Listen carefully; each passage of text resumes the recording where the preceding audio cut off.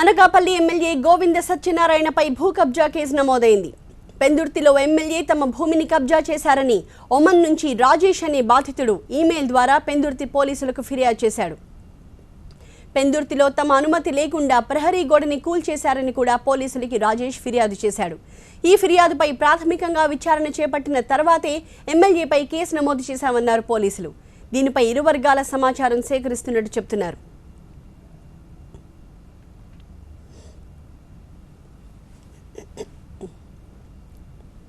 ఈ నెల 8వ తారీఖున ఎం రాజేష్ బాబు అనే పెందుర్తి నివాసి వ్యక్తి ఒక రిపోర్ట్ ఇచ్చారు మెయిల్ ద్వారా. దానిలోని అంశాల ప్రకారం అనకాపల్లి ఎమ్మెల్యే గారు గోవింద సత్యనారాయణ సార్ మీద ఆయన అభియోగం. దాని ప్రకారం ఏంటంటే ఆయనకు ఒక హౌస్ ఉంది. ఆ హౌస్ని మరియు హౌస్కి కాంపౌండ్ వాళ్ళు అలాగే గేట్ని వీరందరూ కూడా పడగొట్టారు. జేసీబీ వాటితోటి గోవింద సత్యనారాయణ వారి అనుచరులు పడగొట్టారని రిపోర్ట్ తాలూకు అంశాలు. దాని అనుగుణంగా మనం కేసు కూడా నమోదు చేయడం జరిగింది.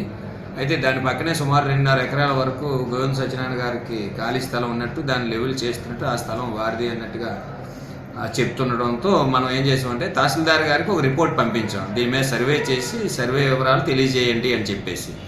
సర్వే రిపోర్టు వచ్చిన తర్వాత అలాగే చుట్టుపక్కల వాళ్ళని విచారించి కేసు దర్యాప్తు కొనసాగిస్తాం. ఫిర్యాదుదారుడు దూరంగా ఉన్నందున వారి తాలూకా బంధువుల్ని మరికొంతమందిని విచారించి మనం పూర్తి వివరాలు సేకరించాల్సి ఉంది.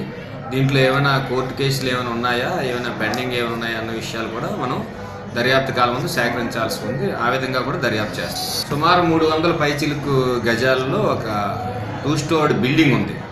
ఆ 2 స్టోర్డ్ బిల్డింగ్ ఆనుకొని ఖాళీ స్థలం సుమారుగా 2 ఎకరాల పైచిలుకేమో ఎమ్మెల్యే గారికి ఉందని మనకి డాక్యుమెంట్స్ పూర్వకంగా తెలుస్తుంది. అయితే ఎవరిది ఎంత మేరకు ఉంది, ఎవరిది ఎక్కడ ఉందని తెలియాలంటే మనం సర్వే చేయాల్సి ఉంది. సర్వే రిపోర్ట్ వచ్చిన దానికి అనుగుణంగా మన దర్యాప్తు కూడా కొనసాగుతుంది.